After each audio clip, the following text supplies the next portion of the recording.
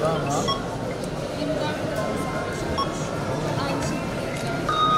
Değerli müşterilerimiz, 16 numaralı kasamız müsaittir. Sayın yetkili, 17 numaralı kasamız. Yok, ben denetimdeyiz, beraberiz. Çok iyi biliyorum. Çekilecek. Asıl bu önemli. Başlıklarda bu çok önemli. 500 tane ürün alıyor vatandaş. Sayın yetkili, 17 numaralı kasamız. Önceden kontrolünü sağlıyor. İyi, elinize sağlık. Teşekkür ederiz. Hadi iyi çalışmalar. Evet. Sağ olun.